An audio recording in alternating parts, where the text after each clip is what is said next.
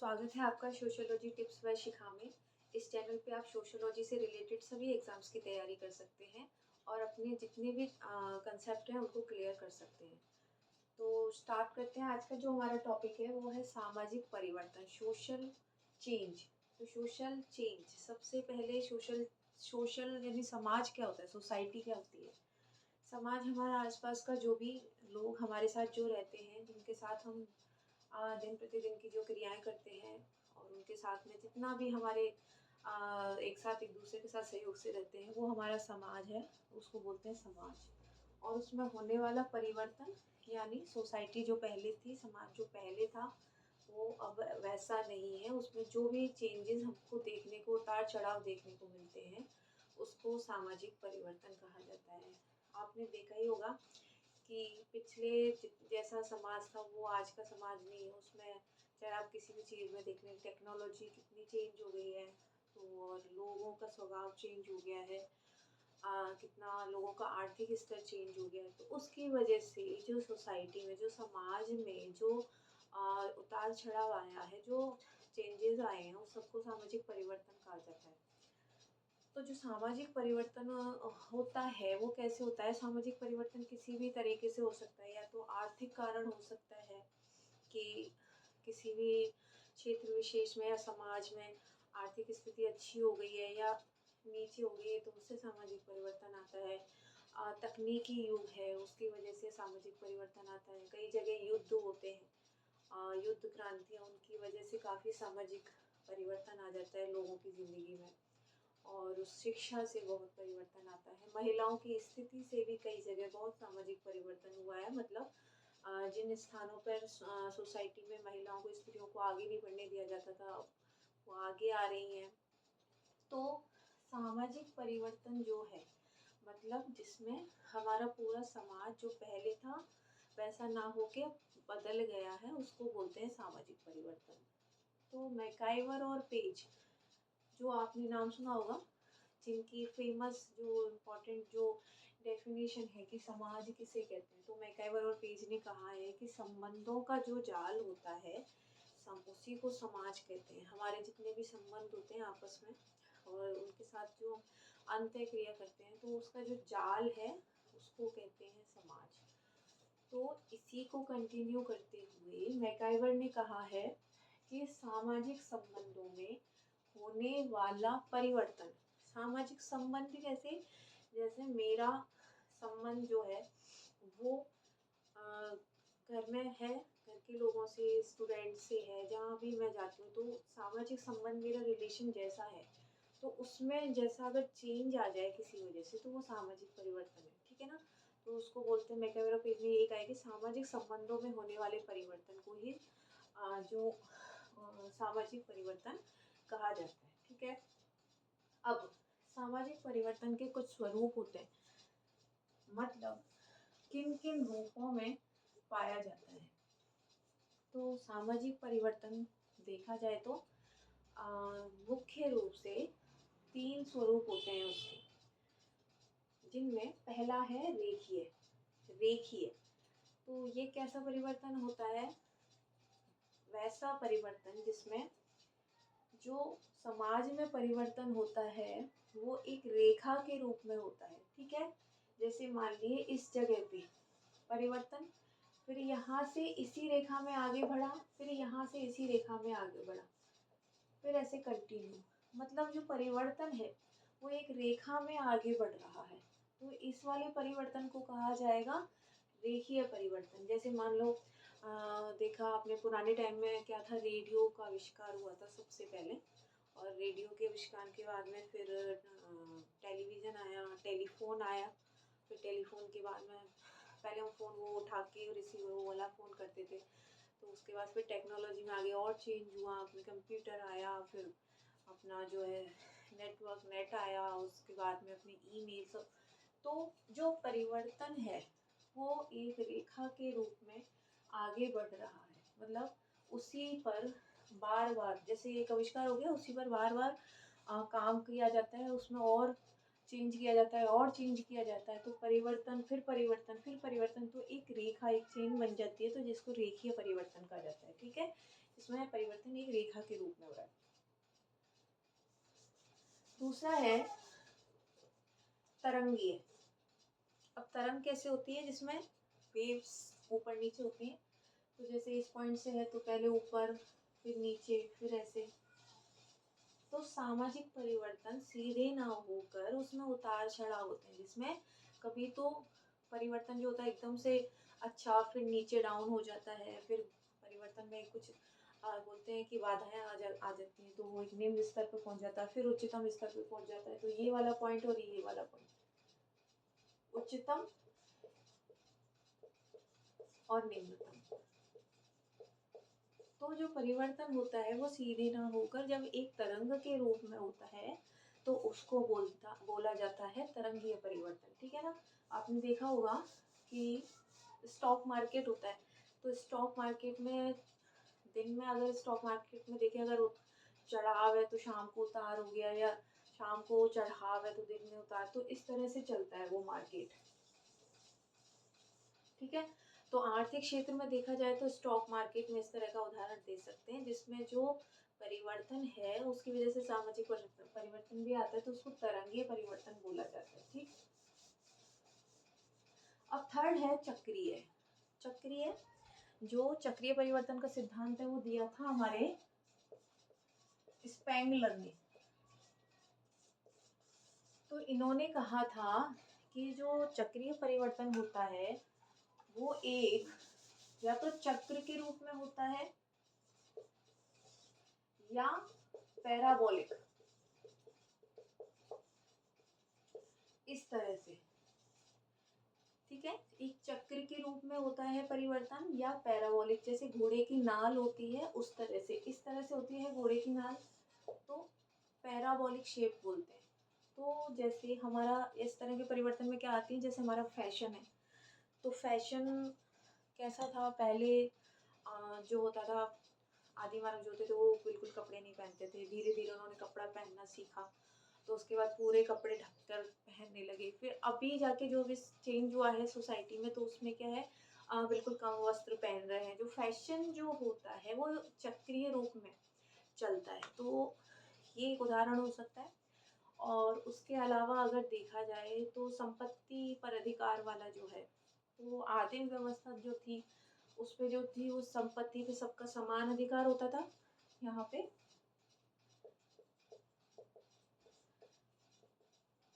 फिर इस पॉइंट पे आकर क्या हुआ, पहले संपत्ति का समान अधिकार होता था, यहाँ से जब आगे बढ़ी तो क्या हुआ, संपत्ति पर खुद का अधिकार होने लगा। ठीक है, स्वयं का अधिकार। पर अब आज जब सोसाइटी चेंज हुई, समाज में परिवर्तन आया, तो आज की स्थिति कैसी है, पुनः संपत्ति पर किसका अधिकार हो गया है, सामूहिक अधिकार, मतलब राज्य का अधिकार हो गया। ठीक है। पहले सबका समान अधिकार होता था, सोसाइटी चेंज हुई, संपत्ति, फिर स्वयं का अधिकार हुआ संपत्ति पर। अब अगेन कैसे कर लिया है कि जो भी संपत्ति है वो राज्य सरकार की है या केंद्र सरकार की, मतलब उस पर राज्य का अधिकार होता है। तो जो ये परिवर्तन चलता है वो चक्रीय होता है। क्रांतियां होती हैं, जन क्रांति का जो उदाहरण है वो भी चक्रीय या पैराबोलिक में ही आएगा, पूछा जाता है बहुत बार, तो उस तरह का भी इसी में आएगा। तो ये कुछ तीनों मेन स्वरूप है, रेखीय, चक्रीय और रेखीय, तरंगीय, चक्रीय या पैराबोलिक। तो ये है सामाजिक परिवर्तन के कुछ स्वरूप।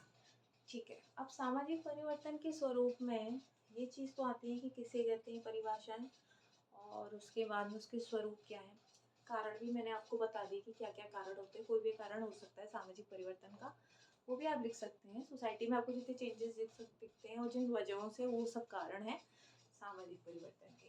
अच्छा, इसके बाद सामाजिक परिवर्तन के कुछ सिद्धांत पूछे जाते हैं, जिसमें मेनली सोरोकिन, पितृम सोरोकिन का सांस्कृतिक गतिशीलता का जो सिद्धांत है जिसमें सामाजिक परिवर्तन होता है वो पूछा जाता है, और कार्ल मार्क्स का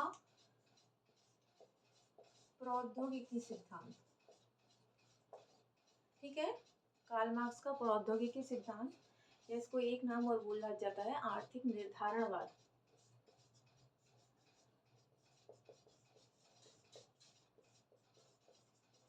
आर्थिक निर्धारणवाद। तो पहला समझ लेते हैं पितरिम सोरोकिन। तो पितरिम सोरोकिन ने सोशल एंड कल्चरल डायनामिक्स जो इनकी बुक थी उसमें सामाजिक परिवर्तन का कंसेप्ट सबसे पहले दिया था। तो उन्होंने कहा कि सामाजिक सबसे पहले जो संस्कृति होती है वो 3 प्रकार की होती है देखा जाए तो समाज में। पहली संस्कृति होती है भौतिक संस्कृति, जो सेंसिट कल्चर जिसको बोलते हैं। तो भौतिक संस्कृति क्या होती है? भौतिक संस्कृति होती है जिसको हम देख सकते हैं, जिसको हम छू सकते हैं, महसूस कर सकते हैं, और वो मूर्त रूप में होती है भौतिक संस्कृति। जैसे हमारी जितनी भी हमारे आप देख रहे हैं अपनी टेक्नोलॉजी है, पंखा है, लाइट, ये सारी चीज़ें जिसमें हमको भौतिक सुविधाएं मिलती हैं वो हमारी भौतिक संस्कृति कहलाती है। तो इसको बोला जाता है भौतिक संस्कृति।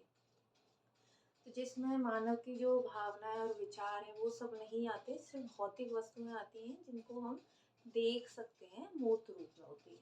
उसके बाद सोरोकिन ने कहा कि दूसरी जो संस्कृति होती है वो होती है भावनात्मक संस्कृति। तो भावनात्मक संस्कृति होती है जिसमें भौतिक संस्कृति का कोई काम नहीं होता, मानव के विचार, आत्मा और उसके स्वयं की जो भावनाएं होती हैं इस प्रकार की संस्कृति में आती हैं। मतलब जो अमूर्त रूप में होती है, हमारे विचार जिनको हम देख नहीं सकते हैं, महसूस कर सकते हैं बस, तो टच नहीं किया जा सकता, उनको ना देखा जा सकता है। तो हमारे विचार हो गए, ईश्वर से हमारा लगाव हो गया, हमारी आध्यात्मिक भावना हो गई, ये आत्मा में विश्वास, ये सब कुछ होती है हमारी भौतिक संस्कृति। तो अब जो कंसेप्ट आता है सोरोकिन का, उन्होंने कहा कि जो सामाजिक परिवर्तन होता है वो ना तो रेखीय होता है ना चक्रीय होता है। सामाजिक परिवर्तन जो होता है वो एक पेंडुलम के आकार में होता है। मतलब अगर ये पेंडुलम माने और इसको छोड़ें तो पेंडुलम चलता है एक दिशा से दूसरी दिशा में, कुछ इस तरह से।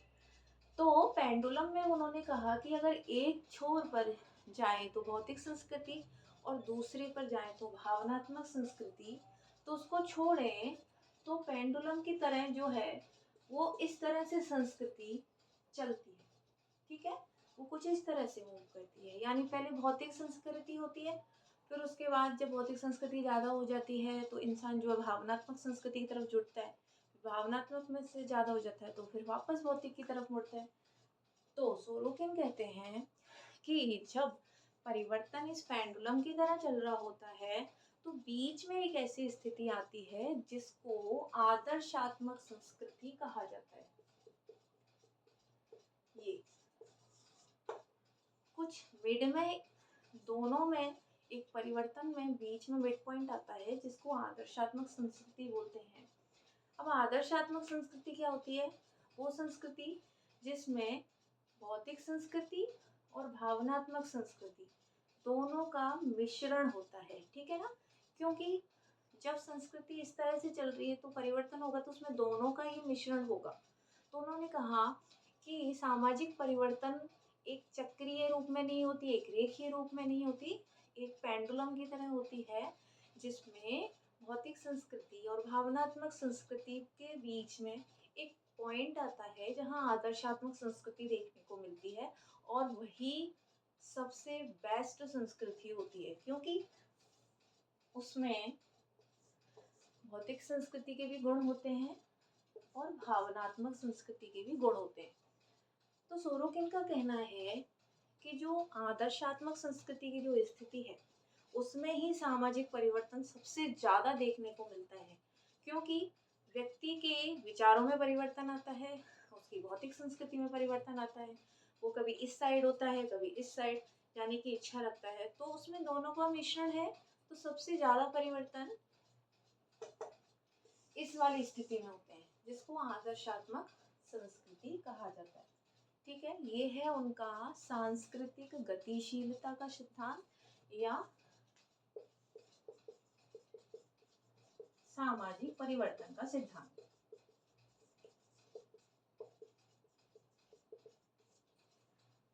तो समझने के बाद कंसेप्ट को आप एक पैराग्राफ में या पॉइंट्स में लिख सकते हैं कि उन्होंने 3 प्रकार की संस्कृति बताई है, भौतिक संस्कृति, भावनात्मक संस्कृति और दोनों के मिश्रण का आदर्शात्मक संस्कृति।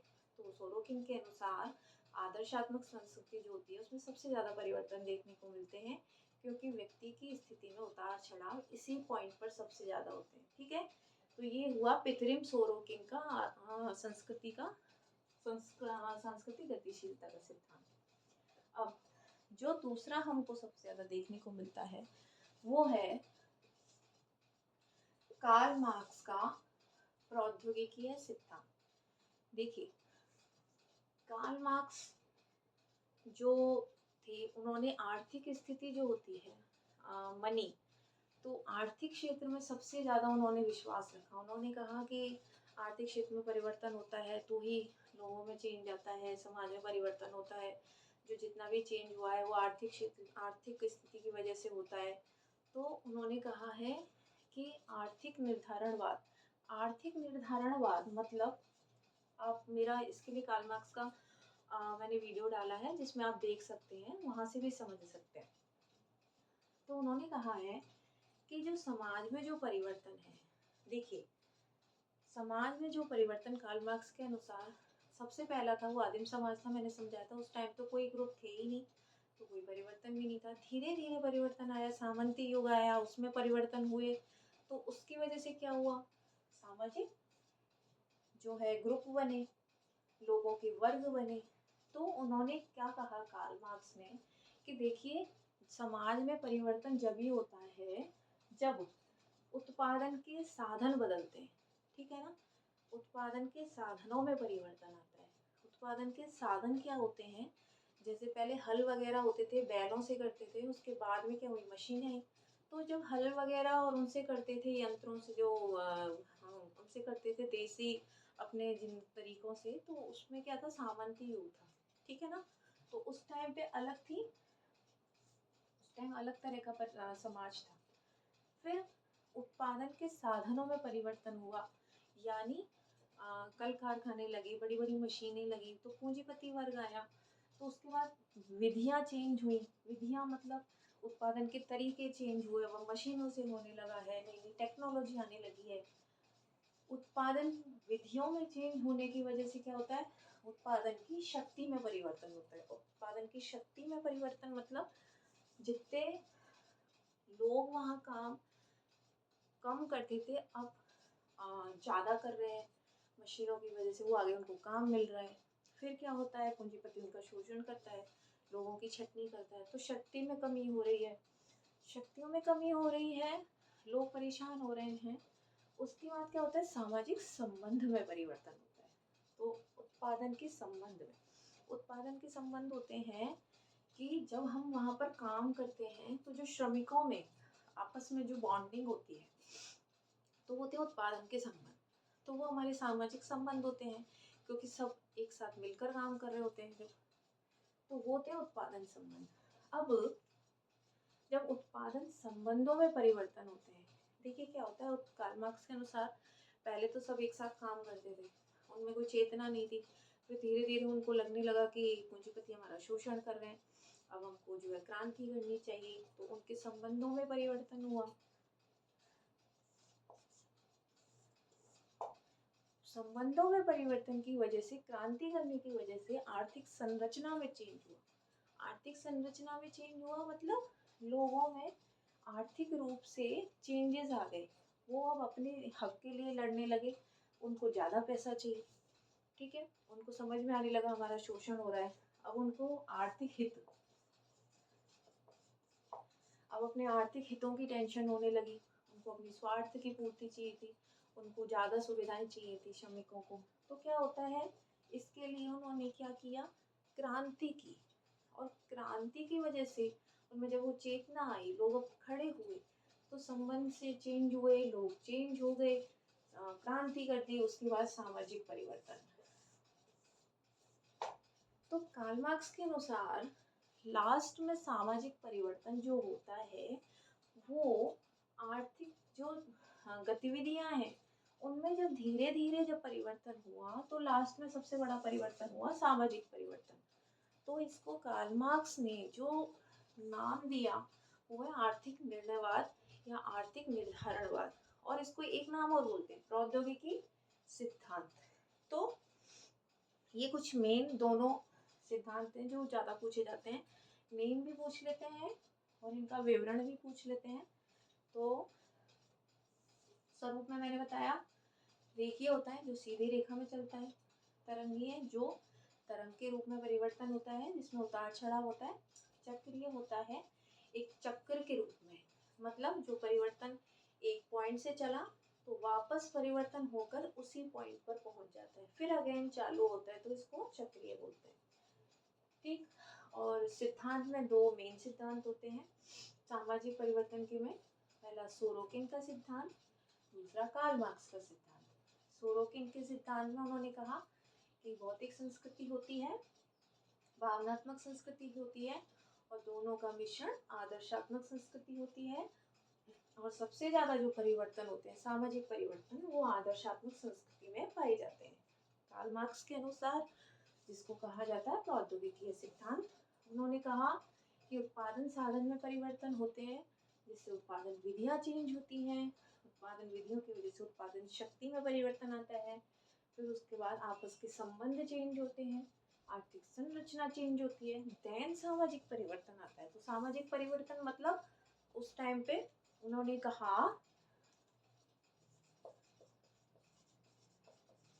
कि एक साम्यवादी युग आएगा। अगर आपने मेरा कार्ल मार्क्स का वीडियो देखा होगा तो आपको समझ में आ जाएगा कि कार्ल मार्क्स ने कहा कि सामाजिक परिवर्तन वो होगा जिसमें एक साम्यवादी युग आएगा, अंत में एक वर्ग विहीन राज्य विहीन समाज होगा, सभी समान रूप से एक साथ रहेंगे, कोई किसी का शोषण नहीं करेगा, तो इस प्रकार का समाज है साम्यवादी युग। तो सामाजिक परिवर्तन में मेनली यही चीजें आती हैं, कारण भी मैंने आपको बता दिए। तो आज की टॉपिक में इतना, आई होप आपको ये क्लियर हुआ होगा, बहुत इजी टॉपिक है, एक बार रिवाइज करने से आपको समझ में आ जाएगा। तो इस तरह की वीडियो मैं आगे बनाती रहूँगी, सो मेरे चैनल को देखते रहिए, लाइक करते रहिए, सब्सक्राइब करते रहिए। Thank you so much.